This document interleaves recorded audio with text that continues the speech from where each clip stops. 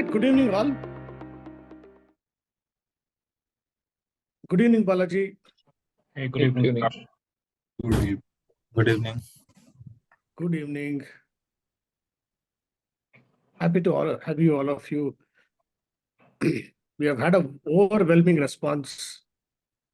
We have 180 registrations against 100. So I only hope that the rest of the 80 will catch up on the recording when it happens. All right. So shall we begin? Yes.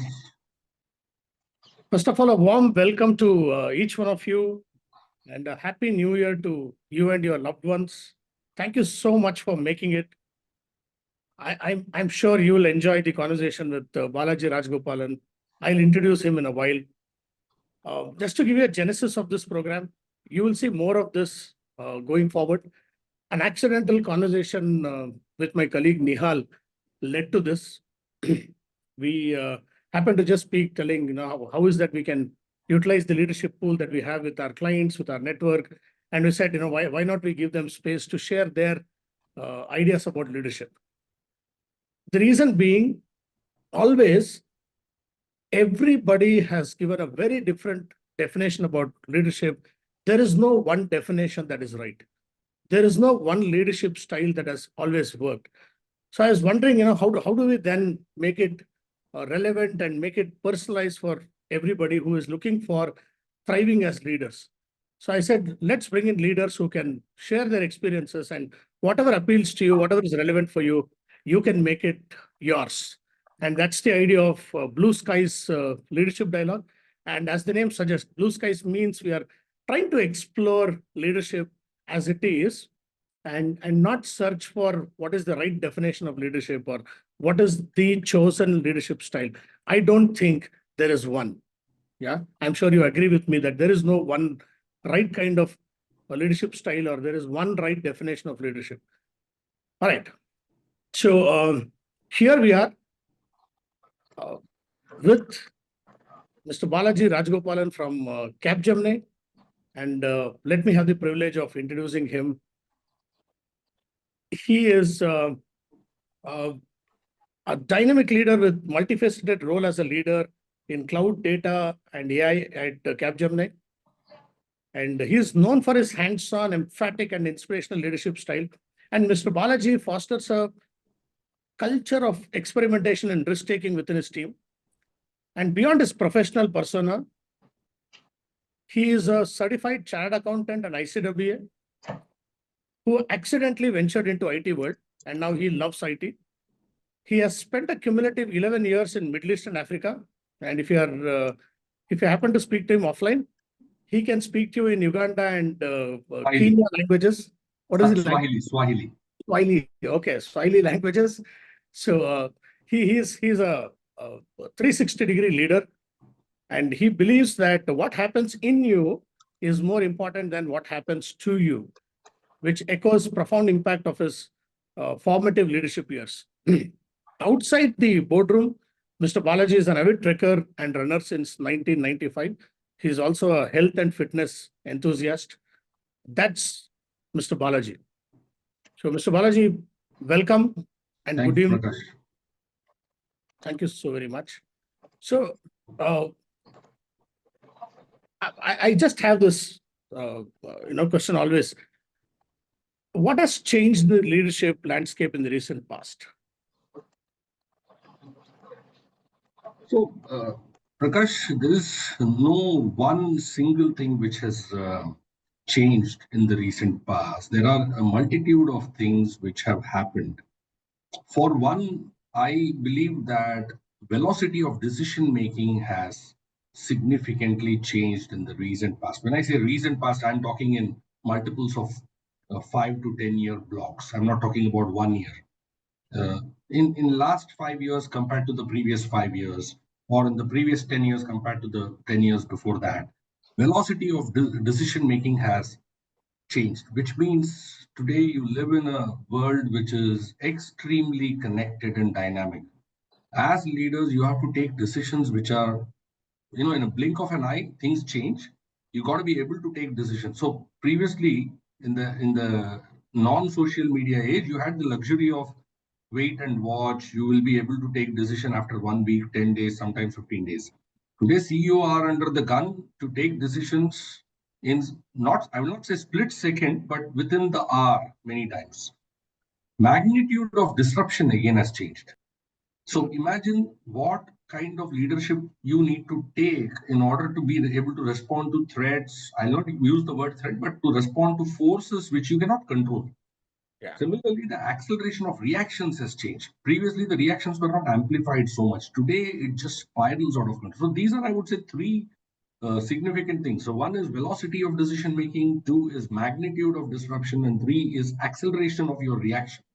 This is profoundly different today. So, you are saying that, landscape has not only changed, but it is also challenging for leaders today. It is pushing leaders to take decision by the hour. It is also, in a way, there are forces acting which is not in your control. So, according to you, what are some of the key areas that leaders should focus on to be able to thrive in 2024 and beyond, now that we are in January? The fundamental rules of leadership cannot change over time. While forces will force you, will compel you to behave faster, and will expect you to give quick responses, performance culture cannot go away.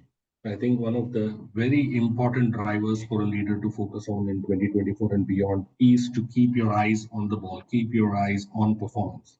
Because if you let the performance go down, in whether it is your business unit, whether it is your sales strategy, if you're in delivery or you're in sales or you're in go to market, if your performance of the unit goes down, nothing can save you. So performance first is, I would say, non-negotiable for a leader. The second big, I would say, focus area for a leader is going to be more and more client centricity.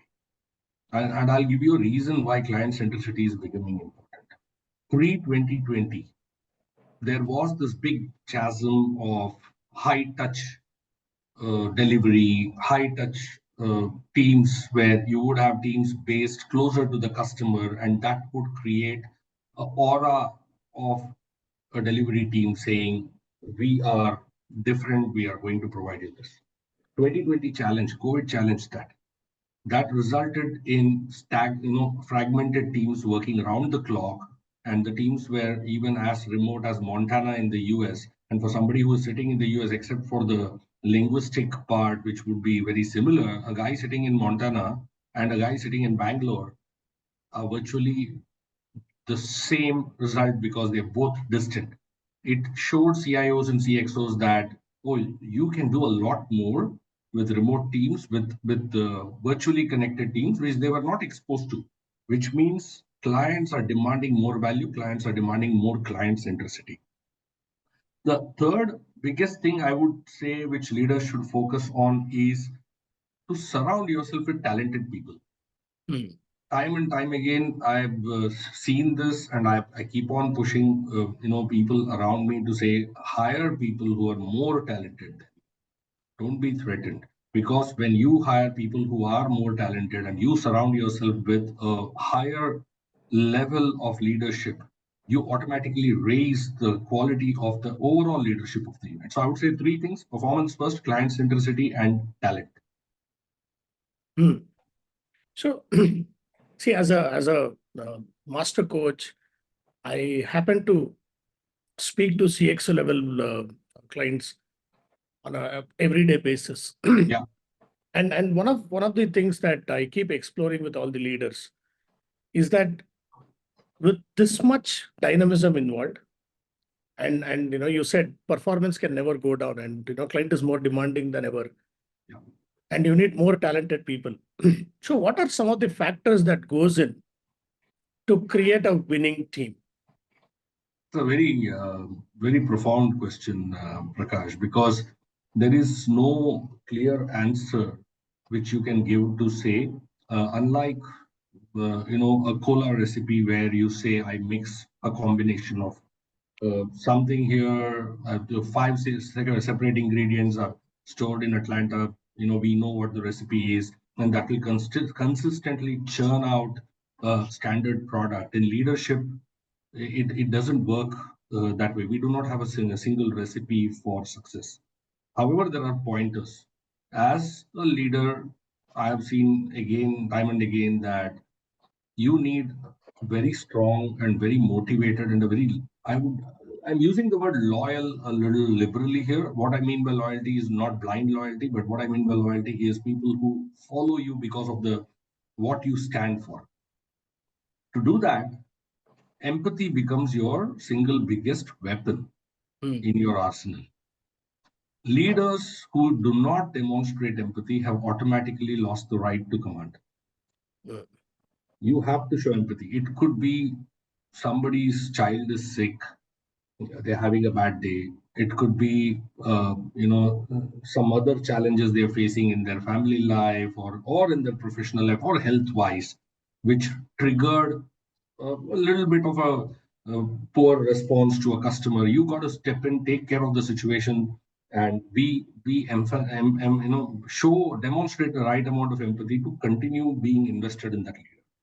Along with that, of course, you need to have the ability to take on tough conversations, which is, I think, the mirror side of empathy. You may have empathy, but you should not shy away from having a assertive and tough conversation. The second thing I see many leaders would love to adopt this is to have the ability to take risk. It's not about me taking risk. I can take a risk because I know what the pitfalls are. But I, as a leader, am I in a position to encourage my team to go out and take risks? Because that's what is going to amplify the performance. Does my team feel secure that I've got their back? Does my team feel secure that they can take decisions which involve a certain amount of risk? And if the results go south, they will be backed by me. So ability to take risks. And of course, the mirror side of that is to demonstrate trust when things do not go your way. Yeah. And then, of course, we look for having entrepreneurial leaders, people who show the ability to spot changes in trends, who are able to come forward and say, I see that, for example, cloud may I see that FinOps is gaining traction. I see Gen AI becoming mainstream. We need to invest in this technology. So entrepreneurial spirit is extremely important. And that by necessity says that the leaders you have in your team should be future centric. Yeah. So I hear you say that, show empathy at the same time, have the courage to have difficult conversations. Yes. Develop team, empower them to go out and take risk. Yes. When the results don't go well, they trust you that they have their back. Yes. And number three, have leaders who have got the touch of entrepreneurship, who can see trends, look what are the market forces, seize the opportunity, be very enterprising in their act. And you're also saying, leaders ought to be futuristic, so that they're always working for the tomorrow. I mean, when I'm looking at, sorry to interrupt your flow, but when I'm looking at people in my own team, I constantly encourage them to look beyond their day role. Somebody may be in cloud, but they should focus on what's happening in Gen AI. Somebody may be in data. They should look at what Google is doing in terms of its cloud offering. Somebody may be in Azure OpenAI, and they should definitely know what quantum computing is going to bring to the table in terms of their ability to scale. So it's very important to be future centric. Super. Thanks for sharing that. Now, if there were only one trait which you could choose for a leader to demonstrate and amplify, which one would that be? This is a tough question, but let me give me like 30 seconds to think about this. Please. Because there are quite a few traits and many of them are competing for mind space here. Yeah. So I would rate integrity as, if I have only one choice, I would rate integrity as the single biggest, trait I would look for in a leader. The why? Because integrity, when you have a leader who has integrity, that integrity develops into positive rituals. It develops into doing the right thing. It develops into showing trust both upwards and downwards. It demonstrates and replays the ethics of the organization back to the cascading levels of leadership under her. And I think that one quality kind of picks up 3 or 4 dimensions. So I would focus on integrity if I have only one. Brilliant. And as you were sharing, I was reminded of a quote by Dr. Wayne Dyer. Manage intentions, for your actions will never go wrong. Very nice. Brilliant. So, is there anything else that's emerging for you that you want to share at this moment before I open few questions for the attendees that we have today? So yes, so we have had a roller coaster of 3 years. If you look at what happened in 2020, and I generally like to look beyond 1 year because it doesn't make sense to just look at a year in isolation. You look at a series, you look at a pattern. Traditionally, look at 3, 4, 5 years, and then that gives you a sense of what's happening in the industry. Look at 2020, everything went south. There was panic, there was mayhem in the market. Everybody thought that things are going to go really, really bad. It did go bad for a certain amount of time, but then the hockey stick effect took over. It resulted in a boom which nobody had seen, especially in IT services, because of the factors I told you earlier on. Companies were forced to operate beyond their comfort zone and they opened up.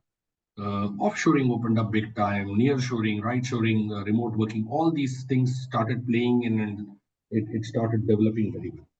That then led to a stage of stability, I would say, where the demand kind of became a little tepid after that, after that awesome curve. Then we were hit with 2 successive conflicts. One was the Russia-Ukraine conflict. One is the one which is happening in the Middle East now. And both of this had impact on supply chains. This had impact on various other parameters, which resulted in a certain amount of tension. So we are living in an extremely volatile world. So if those of you who are familiar with the VUCA concept, volatile, uncertain, complex, we live in a volatile world. So what I see as changing is don't expect the 2000s and the 2010 type of environments and ecosystem to continue. This is going to be your new normal. You will continue to have conflicts. You will continue to have super fast recoveries. You will continue to have distractions and drops in the market the way we have never seen before. Our job as leaders is to keep the flock together, keep the leaders aligned, keep them focused on performance in tough conditions, and yet at the same time demonstrate empathy, demonstrate the right ability. And then there are people who will stick with you. There are people who will continue with you on your journey. And there are people who will say, sorry, this doesn't work. I need to move on. But I would say expecting uncertainty is the one biggest message I would give to all leaders. Absolutely. Thank you so much, Balaji. In fact, if I'm permitted to add, Sure. I've always seen that because you spoke about, people will stick to you. Some people will continue the journey with you. I've always seen, teams working with leaders for 2 reasons. One is because they are inspired by the leader. And number 2, the biggest reason is they're learning from the leader. As long as leader is able to impact learning of the team, I think leader has the team. When they know that they're not learning anymore from the leader, it becomes difficult for the team to even acknowledge and recognize someone as a leader. Brilliant. So I will take 2 questions from the attendees here. First of all, thanks for the overall response. We are too many people here. So my request is we will take 2 questions here. You can either unmute and ask, or you can put your question on the chat box here. And rest of you, I'll put the LinkedIn link here. You can join there. And tomorrow we will put up this recording for people who joined late, people who could not join. We're going to put the recording and summary of this conversation tomorrow. And you can post the questions, and Mr. Balaji will be happy to answer all of them for you. Yeah. All right. So I will just put up the link here. There are a couple of questions, but I think we can wait for all questions, or as many questions you want to come in, and then we can pick 2 of them. What do you think? Okay. We have 1, 2 now. I think at least for the first person, because who initiated, I always wondered and wanted to ask you this question, coming from a chartered accountancy background to IT leader. How did you transition? So I think that's Prabhakar, the high Prabhakar. I would say the transition wasn't easy. And the transition wasn't easy because as a chartered accountant, when I started my career, I was on the other side of business. I was signing the checks. I was not asking for the checks. So when as a CFO or as a financial controller, you have certain amount of power which gets delivered into the post or into the role. Now, when you move from there to IT, suddenly you feel very, I would say, you feel a drop in your overall profile because you're today an individual contributor with no powers, so to speak. So, talking about that, the biggest challenge for me was to make the emotional shift from a position of power to a position where I thought it was kind of powerless, or it was, those were old days when I was a, project leader, and I was struggling to get my projects on time. The emotional shift was the big. Now, coming to the technical shift, if uh, if you have the passion to learn technology, you will spend the time and the energy and the resources necessary to upskill yourself. To give you a background, Prakash and Prabhakar, who asked the question, uh, when I switched from my CA, ICWA role to IT, I kind of took a sabbatical for 8 months. And I stitched together a technical course which comprised of novel networking, Sun Solaris certification, Oracle 8i DBA certified, then Oracle developers. I didn't know what I was doing. I just picked up technologies at random and started stitching together in the hope that it is going to lead me somewhere.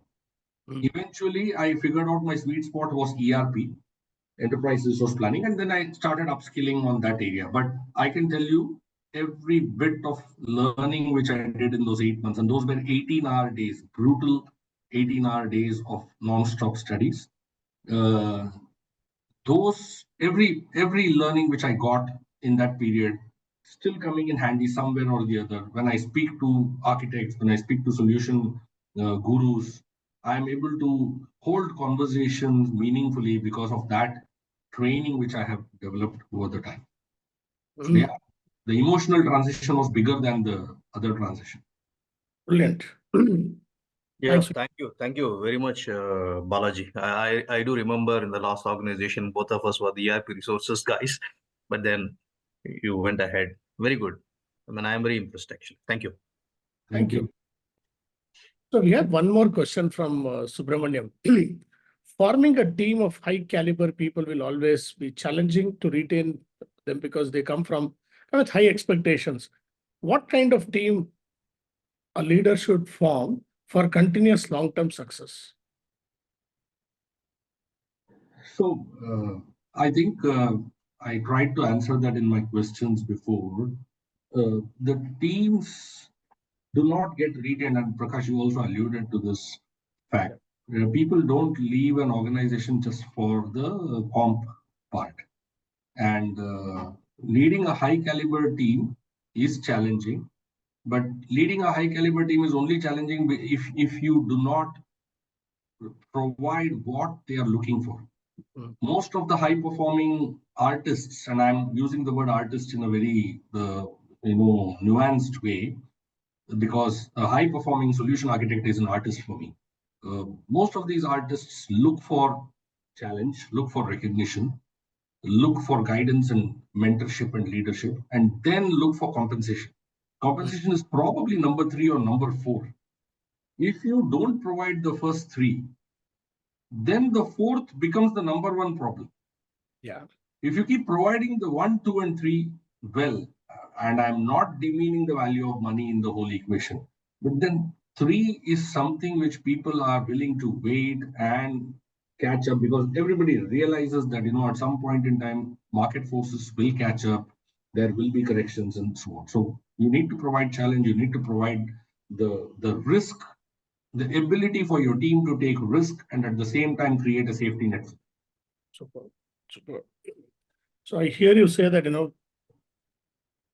for you to create a winning team, for you to create a high performing team, create opportunities where people can play their game in their own sense, and where they can thrive, where they can learn, and then probably money becomes important for them. Brilliant. So we are done with 2 questions. If you are willing, maybe we can take another question. Let's see. There are many questions, but I'll take Chaitanya Nayak. There is a question. Ask Prakash and Balaji. Balaji, your profile is as a leader. What frustrates you the most, and how do you overcome it? Yeah, that's a tricky one. So, the frustration for me the most is when people don't take their job seriously, or people don't take their roles seriously. We have all come to a stage in this world, and we have a role to play, we have a responsibility to deliver.